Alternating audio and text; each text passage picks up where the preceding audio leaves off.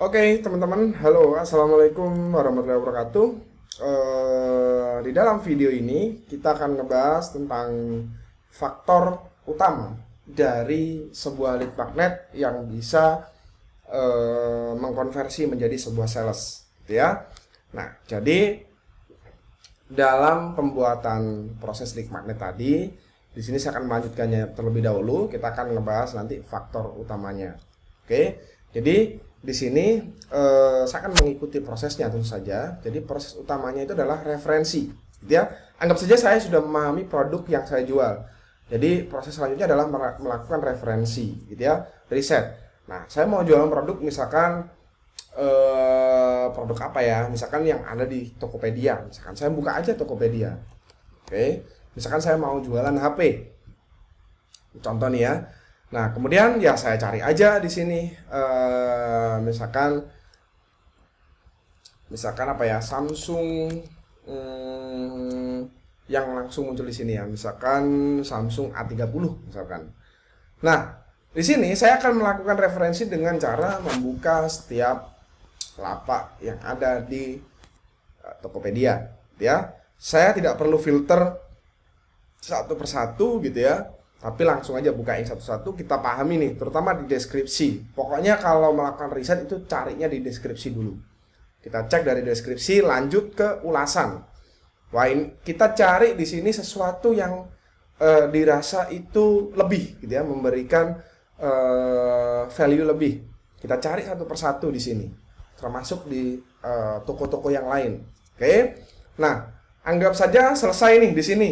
Maka saya cari di tempat lain di Google, misalkan HP Samsung murah namun berkualitas dengan budget misalkan 5 juta misalkan. Maka di sini muncul semua deh. Kita bukain satu-satu, kan banyak tuh blog-blog yang sharing tentang HP, misalkan gitu ya. Karena saya mau jualan HP nih, cari aja di sini satu-satu blognya kita cari. Oke. Nah, disitulah muncul biasanya ada trik, ada cara memilih produk HP yang berkualitas dan sebagainya. Nah, ini kita udah punya pengetahuan atau knowledge yang bisa dijadikan bahan untuk membuat sebuah lead magnet. Oke. Nah, kemudian yang terakhir biasanya saya carinya di Quora. Ya, saya cari di Quora. Di Quora ini saya biasanya cari sesuatu yang bentar, ini kok bahasa Inggris. Quora ID. Nah, ini dia. Jadi saya cari di sini id.quora bahasa Indonesia ya. Di sini saya biasanya cari gitu ya, trik, misalkan trik yang berkaitan dengan apa yang mau saya jual. Trik merawat HP, misalkan gitu. Maka muncul semua deh di sini apa ya? Artikel-artikel yang bermanfaat dan gratis sifatnya. Maka muncul di sini. Oke. Nah, dari situ kita susun materinya.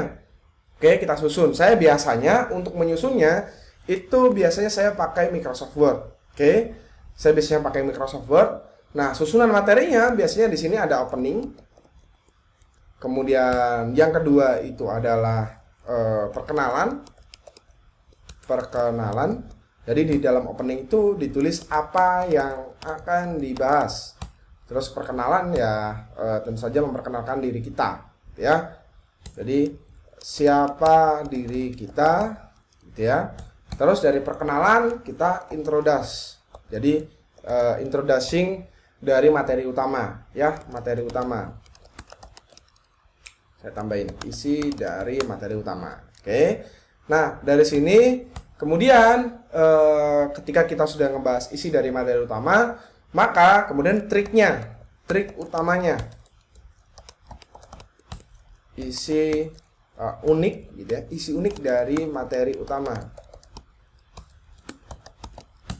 Kemudian closing deh, ya, closing.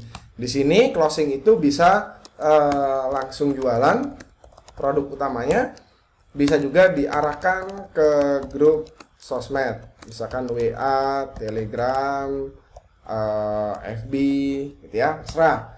Nah, jadi susunannya ya kayak gini aja gitu, nggak usah ribet-ribet ya. Dalam membuat lead magnet itu serius tapi nggak usah ribet. Oke, serius nggak usah ribet dan dibuat simple aja, ya, intinya gitu. Karena lead magnet itu kan gratis, meskipun goalnya adalah sales, maka jangan sampai teman-teman pusing juga.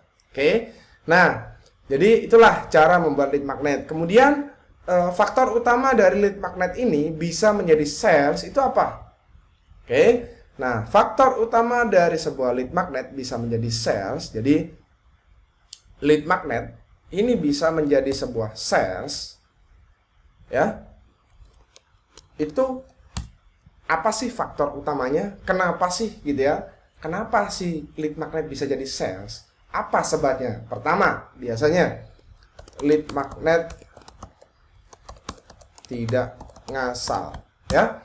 Banyak nih saya menemukan lead magnet yang dibuat ngasal. Ah, cuman gratisan doang. Ya udahlah, kita nulis biasa aja. Itu biasanya ada kayak gitu. Kemudian berhubungan dengan produk namun salah analisa. Maksudnya adalah dia bikin lead magnet berhubungan nih dengan produk utama, tapi dia salah menganalisa produk utamanya, bukan salah menganalisa lead magnetnya. Jadi dia nggak bisa memahami produk utamanya, ya. Oke. Nah, yang selanjutnya adalah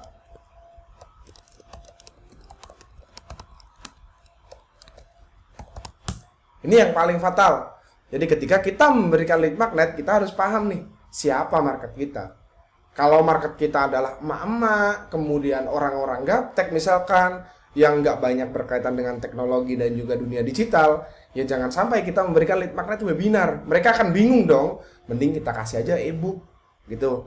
Jadi kalau kita memberikan lead magnet yang tidak paham dengan siapa marketnya kita berhubungan, ya bisa jadi itu tidak akan mengkonversi sales yang kita inginkan. Oke, jadi inilah 3 sebab atau 3 faktor utama mengapa lead magnet bisa menjadi sales.